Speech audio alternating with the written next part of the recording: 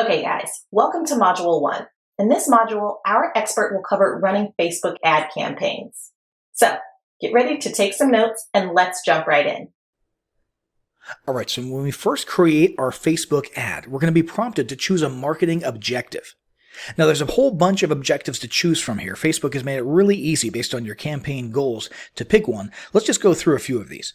Brand awareness. This is more about getting your image, your identity out there to as many people as possible and making sure that they're aware, top of mind, that your brand exists. It's not particularly tangible results driven, okay? It's mostly to ensure that your name, your identity, is in the minds of people. Reach is very impression heavy, okay? It's all about showing the ad visually to as many people as possible, not necessarily about getting them to go somewhere and take a specific action. Now, these certainly have their place. They can be very useful if you're starting a company and you want to increase people's awareness of your brand. Most people are going to be doing Facebook ads in these two areas, though. Now, consideration includes, as an umbrella sort of, all of these different areas. Traffic, the basic meat and potatoes concept of sending people to a web property, if you will. Engagement has to do with getting people to actually like or comment or respond to your ad in some way, shape, or form, the actual post itself. App installs is self-explanatory. If you're doing an actual app, you want people to install it. Video views.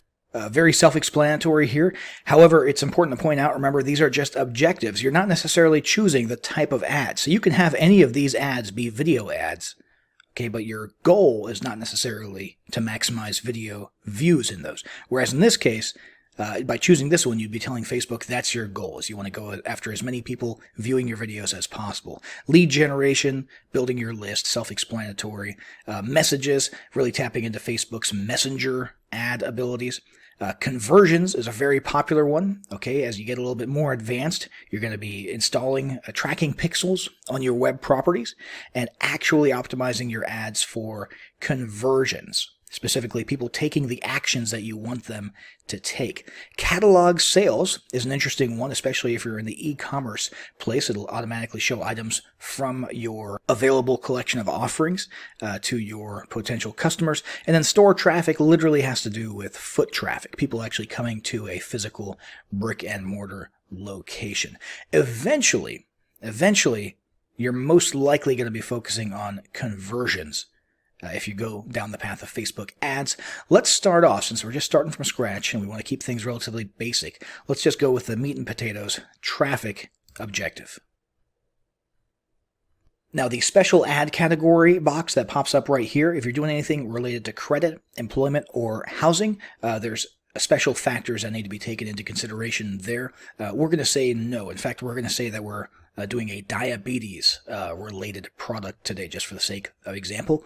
We're going to come down here. You can name your campaign. We'll just leave it as traffic. A/B split testing is a very cool, more recent feature. Back in the day, you used to have to run a whole bunch of different ads, ad groups and ad campaigns, and then you would have to do the math yourself, so to speak, comparing and contrasting the results of each of them. And now Facebook has built in A/B split testing abilities, which is very cool. And then campaign budget optimization is exactly what it sounds like. It's a little bit more of an advanced feature, which we're not going to touch right now. Let's head over to the next page. Now we can name our ad set here. We'll just leave it with the default naming convention here. There's a real science in terms of naming conventions when you're creating multiple ads or multiple ad sets within a campaign or multiple campaigns. Every company has their own sort of process for naming things so that it becomes more easy to analyze and manage their ads. For now, we'll just leave it with the default US 18 plus, which is based on the default demographic, which is United States and 18 plus. Dynamic creative is a very cool new concept. It has to do with actually personalizing ads for people who are seeing them based on who they are. Skipped one here. Traffic. Of course, we're just going for website traffic. We're not looking to do any of the cooler advanced stuff with WhatsApp, Messenger, or sending people to a mobile app or something like that. Very cool stuff. We're going to stick with the bare bones, sending traffic to a website for now. Then we've got this one here. Another of the more newer features that Facebook has come out with, where you can actually create an offer that people can save and then get reminded about inside of their Facebook account later on. We'll leave that set to off as well. So now we're really getting into the core of the ad.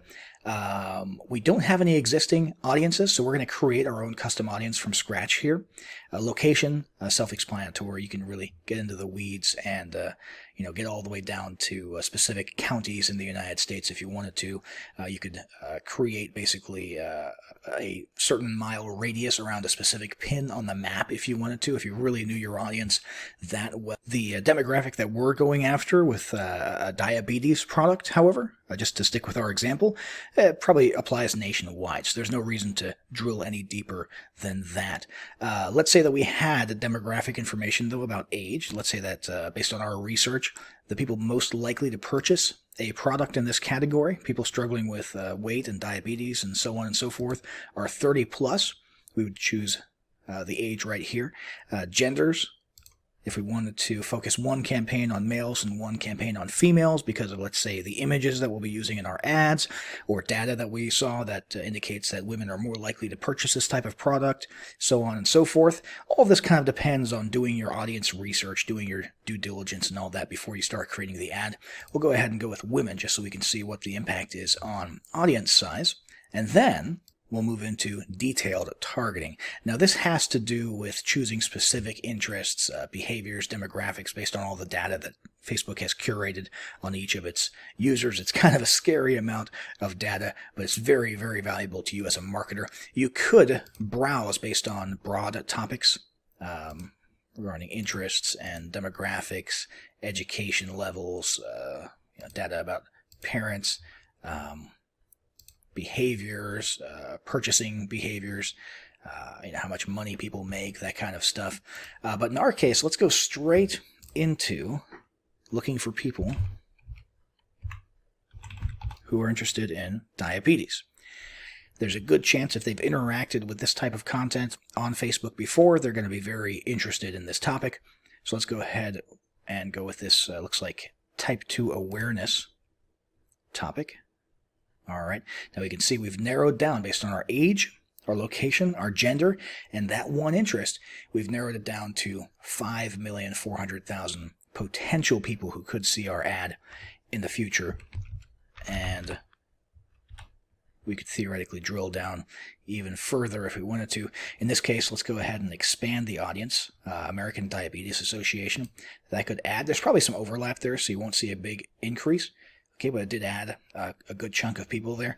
And then if you wanted to, beyond that, you could narrow the audience by using AND logic. So you could come over here and let's say dieting. Let's say that we wanted people who fit this category, so the 5,700,000 who have these two interests, but we also want them to be interested in gluten-free diets. So that narrowed it down to 1,800,000. So rather than just adding this up here, which would have used OR logic, meaning anybody who's interested in this or this or this, by narrowing, using the narrowing option, it's AND logic, which means it must also match this. So they have to be in this category and, or one of these two categories, and have this interest as well. So it's a great way to sort of narrow down your audience. We're not doing a gluten-free diet product. We're going to pretend for the sake of this example that we are selling, let's say, blood glucose monitors. Okay. And we're actually happy with this. This is actually a good, large, sizable, very well targeted chunk of the United States that we can show our ad to. Now, continuing on down here to placements, Facebook is pretty smart. It understands where people are most likely to click on ads and, where your ads might perform really well. It gets more smart the more ads you've actually had and the more of an audience that you've interacted with your ads on Facebook. It slowly starts to learn and so on and so forth. For this one, since we're starting from scratch and we just want to show off the options here, let's go ahead and specify that we only want it to appear in people's Facebook news feeds. Okay, as a native ad. So we're going to basically turn off everything here except for Facebook news feed. We'll turn off all the stories related stuff. We'll turn off the in-stream video ads, turn off the search result ads. Messages are already turned off. In-article ads turned off, and all the apps and sites options are turned off as well. And so now we literally just have the newsfeed ad as our only place where it's going to show up. And we can come on down here, and now let's talk about the different budget and scheduling options. So there's 4 different optimization options that are going to kind of broadly affect how Facebook shows your ads to how many people per day and that sort of things. We're going to go with landing page views. Okay, we want people who are more likely to click and actually wait for the website or the landing page, the lead page, whatever it is, to load and actually look at your page. Link clicks is really all about the clicks. It's not very much concerned with what happens, what the traffic does after it gets to your site. Daily unique reach is going to limit the amount of times that someone sees your ad to once per day. And then impressions just means show it to as many people as possible. Make it, technically a view in their newsfeed. Even if they didn't really stop and look at it too much, they just kind of scrolled through the newsfeed. You want to make sure that they see it as much as possible in their newsfeed. You would optimize for impressions. We're going to go with landing page views here. Cost control is a useful feature if you've really mapped out and done the math on your marketing campaign. Let's say you figured out your average order value for someone who comes through your funnel, and based on that you figured out how much you make per lead who becomes a customer, and you figured out what your conversion rates are, and that sort of gives you an idea of how much you can spend or afford to spend in order to make someone turn into a lead, and how much you can afford to spend per visitor to your site. And let's say that based on all that data, you know that you can only afford to spend $3 per person. You could put that number right here and ensure that Facebook does not charge more than that amount per landing page view. Budget and schedule here, there's a very important distinction to make, and that is that your daily budget doesn't literally mean that only $20 will be spent. Some days you might spend 30, some days you might spend 10. What it means is that over the course of the lifetime of the ad, the total amount spent during the lifetime of the ad will only equal an average of 20 per day when you average it out, okay? So the actual amount that you spend per day here might actually vary, and just be aware of that. And here it will actually tell you that per week it'll cap out at 140. So let's go ahead and click continue. Let's say we're happy with our targeting and the placement of our ad and all that good stuff. Let's hit continue. That'll actually bring us to the ad creative portion of this whole journey here. We're going to create an ad from scratch because it's our first time. And we've got 3 to choose from here because of the placement options that we chose. We chose newsfeed only, if you'll recall. And these are the 3 options that we've got, which include carousel, which is basically images or videos, multiple per ad that people can swipe or scroll through. We've got the collection one, which is a more advanced full screen mobile experience with a whole bunch of items that you can add to one ad. Then you've got the single image or single video, which is what we are going to be going with. And we can come over here to add media to choose that image. And the whole idea behind an image really is to stop the scroll. You're not really trying to put a whole bunch of information or text into the image. It's not like a newspaper ad or a banner ad in the strict sense or in the traditional sense. In fact, Facebook will actually penalize you for putting too much text into your ads. You really just want to use the ad image to get people to stop and notice the ad.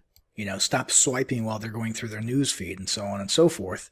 And then the copy, okay, the actual text of your post does the job of selling, okay, so not the image. Now we're going to go ahead and use the built-in stock photo search, which we're allowed to use here inside of Facebook ads, powered by Shutterstock. And let's go ahead and just type in diabetes and see if we can find something relevant. And look at that, we've got multiple relevant images. I'm pretty sure this one here is an image of a blood glucose monitor. And so let's go ahead and say that that's what that is and choose that image there.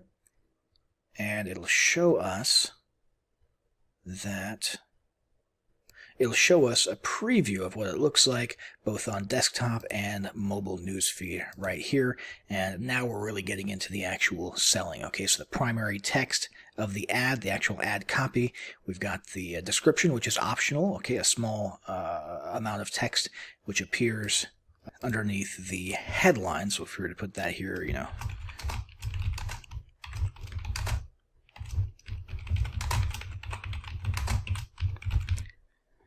it basically acts in a certain way as a sub-headline underneath your main headline. Your headline here could be new glucose monitor, and then you'd put all of your sales copy about your product right here. Hopefully you'll figure out what your sales copy is before you even start creating the ad. I'm just going to paste some generic text about what to look for in a blood glucose monitor here, and we'll pretend that that's legitimate ad copy for now. And then of course you've got the actual URL. So let's say https glucose diabetes.com, which don't go there, that might actually be a real site, so not an endorsement of that product if it does exist. And now let's check out our finalized preview images here. So this is what it looked like on the desktop news feed, which you've probably seen this type of thing 1,000 times. Looks like just a regular native post, but you've got the little sponsored thing there and the learn more buttons right here. And your call to action, by the way, can change if you want to change it to apply now or book now or watch or contact us or something along those lines. Sign up, subscribe, lots of options there. And we'll just leave it with the default learn more. And then you've got your tracking pixels that you want to associate this with. We're going to pretend that we're not using one yet, since we're starting out from scratch here, but ideally you would go into your Facebook ads manager and grab your tracking pixel and have that on all of your relevant pages so you can track basically the behavior and analyze what your traffic is doing once they click on this ad and go to your web properties. And that is pretty much it. Our ad is ready to go. So we've got the ad creative, the sales copy, we've got our placement selected, we've got the budgeting and all that good stuff, the targeting figured out. We're targeting a chunk of the U.S. population, focusing on females who have an interest in diabetes-related content and are, if I recall, it was age 30 plus. And we could hit confirm here, and our ad would go out there into people's news feeds and start bringing us some traffic. So that's it for Facebook ads. Let's move into the next module where we're going to be looking at search advertising.